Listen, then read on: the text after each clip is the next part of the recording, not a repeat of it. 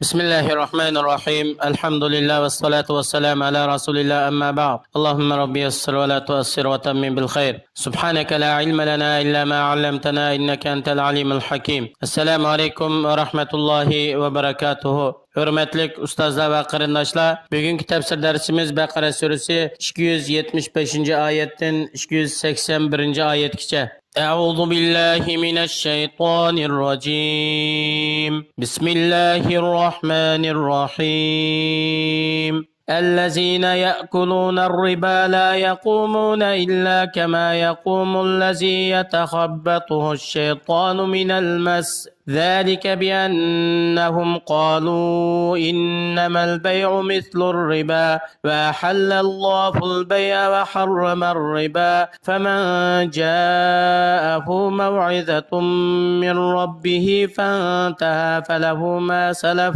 وأمره إلى الله ومن عاد فأولئك أصحاب النار هم فيها خالدون يمحق الله الربا ويربي الصدقات والله لا يحب كل كفار أثيم. Yuqorida tilovat qilingan oyatlarning qisqacha tarjimasi. Alloh subhanahu va taolo o'zining yo'lida xayr ihson qilishga rag'batga vaqtida Alloh yo'lida xayr ihson qilishda o'zaro bir-biriga hamkorlashish va musulmonlarning orasida bir-birining holidan xabar olish, ijtimoiy hamkorlik o'rnatildi.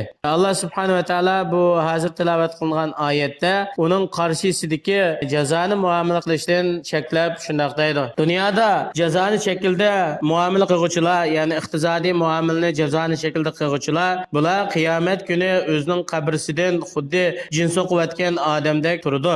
Ular xuddi sarang odamdek yiqilib, qo'pib, daldigunib qiyomat maydoniga keladi. Buning sababi bular jazoni yeyishni halol deb qaradi. Bular jazoni bilan Alloh halol qilgan savdo, hunar kasbining orasini ayrimidi. Ular jazoni degan halollikda savdoga o'xshaydi. Jazonimi, savdomi har ikkinisi molni ziyoda qiladi, molni o'stiradi. Unda o'g'andan keyin jazoni yesakmi bo'ladi deb jazoni halol deb qaragan. Alloh subhanahu va taolo ularningki to'g'ri bo'lmagan o'qitishlari, qiyoslari, yolg'on so'zlarga rad qaytdi va Alloh subhanahu va taolo savdoning halol ekanligini bayon qildi. Chunki savdo tijoratda shaxslarga, jamiyatga, umum xusus hammasiga manfaat bo'ladi va jazoningki harom ekanligini bayon qildi. Chunki pul muomala sistemasida jazoningki zina bu kishilarningki mol mulkini haqsiz yevilish va badalsiz hech qanday ajr qilmasdan boshqalarningki milini yevilish kelib chiqadi. Har qanday odamga Alloh subhanahu va taolo tarafidan jazoni qilishdan ogohlantirilgan cheklama bu to'g'ridagi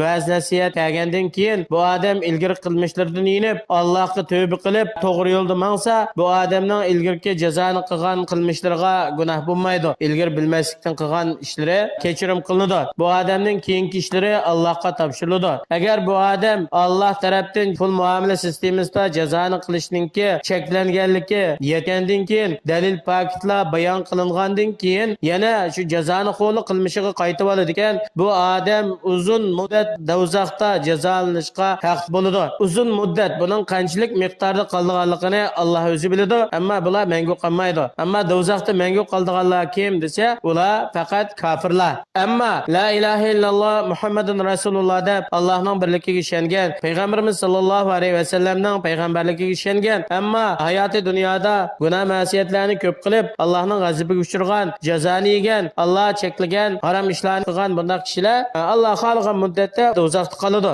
Agar shu tavhid aqida islom bo'lib qolsa, hamon bir kuni do'zaxdan qutulib chiqib Allohning rahmati bilan jannatga erisha oladi. Alloh subhanahu va taolo o'z yo'lida xayr ihson qilishni va jazoni xo'rlikninki nachar ahvolni bayon qilgandan keyin bu ikkisininki o'tirsidagi farqni bayon qilib deydi.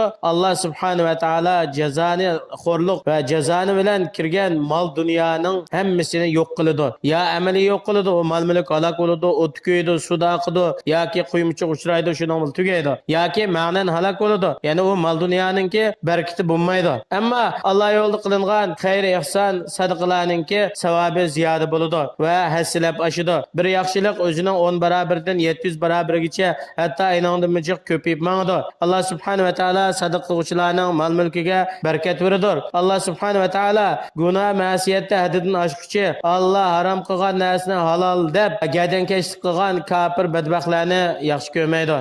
إن الذين آمنوا وعملوا الصالحات وأقاموا الصلاة وآتوا الزكاة لهم أجرهم عند ربهم ولا خوف عليهم ولا هم يحزنون يا أيها الذين آمنوا اتقوا الله وذروا ما بقي من الربا إن كنتم مؤمنين فإن لم تفعلوا فأذنوا بحرب من الله ورسوله وإن تبتم فلكم رؤوس أموالكم لا تظلمون ولا تظلمون. Haqiqatan Allohga ishongan va Allohning payg'ambariga ergashgan va yaxshi amallarni qilgan, namozni Alloh yo'l qo'ygan bo'yicha to'liq mukammal shaklda ado qilgan, Alloh subhanahu va taolo o'zlariga ato qilgan mol-mulkning zakotini zakot haqi kishilarga bergan bu kishilar uchun Parvardigorining huzurida ularning qilgan yaxshi amallarininki ajr savobi saqlanib turdi. Ularga qiyomatning ishlaridan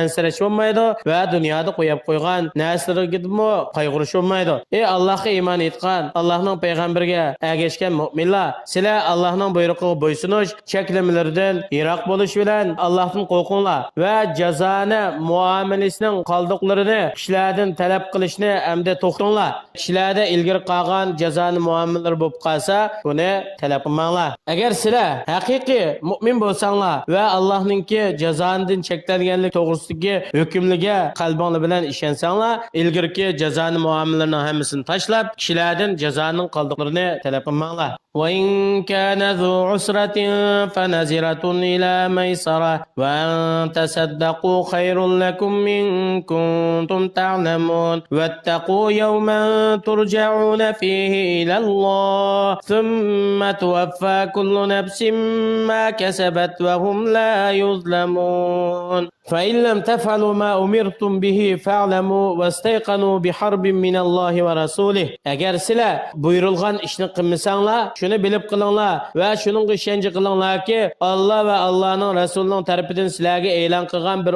urush va Allohning rasuli jazoni cheklagandan keyin buni davomlashtirgan kishilarga jang e'lon qiladi. Agar sizlar Allohga tavba qilsanglar, jazoni muomalalarning hammasini tashlasanglar, sizlar uchun asli sarmoyanglar o'z bitishi qaytariladi. Ne kishilarga qarz bergan mollaringlarning aslisi qo'linglarga qaytadi. Sizlar hech qanday bir odamga zulm qilmanglar, ya'ni bergan milinglardan ortiq bir narsa ilinish bilan boshqalarga zulm qilmanglar. Sizlarmi asli sarmoyanglar kamaytirish bilan zulm uchirmaysizlar. Agar sizlar qarz talab qiladigan kishi qiyinchilikda qolgan, iqtisodi yo'q, qarzni to'laydigan bir narsa topolmaydigan odam bo'lib qolsa, bu odamdan qarzni talab qilishni, bu odamning ahvoli yaxshilanguncha va yoki biroz mol dunyo topcha qarzni to'laydigan bir narsani erishguncha bunga muhlat beringlar. Agar sizlar qarzning bahsini tushirib olsanglar yoki qarzni talab qilmaylar, hammani sadaqa qilib qolsanglar, bu sizlar uchun yaxshidir. Agar buningki Allohning huzuridagi ajr savobi fazilatini bilsanglar, bunday qilish sizlar uchun yaxshidir. Sizlar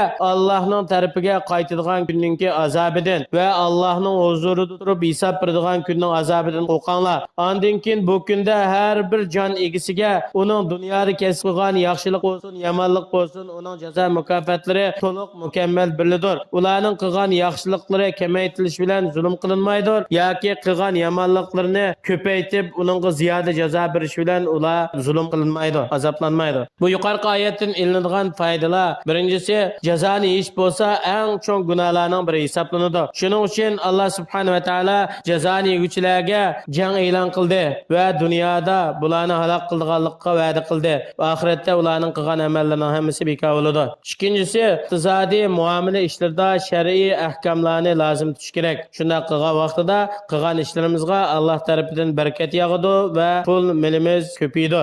Qiyinchilik qolgan odamga biroz muhlat berib sabr qilishninki foydasi intayin ko'p bo'ladi. Qarzning bahsini yoki hammasini u odamdan sadaqa qilib o'tish yoki bahsni o'tib o'tish bilan qarzni yengillatsa, buning ajr savobi ko'p bo'ladi. Alloh subhanahu va taolo har birimizni Alloh halol qilgan yo'llar bilan mol dunyo tepishga, buni Alloh yaxshi ko'radigan, rozi bo'ladigan yo'llarga sarf qilishga muyassar qilsin. Assalomu alaykum va rahmatullohi va barakatuh.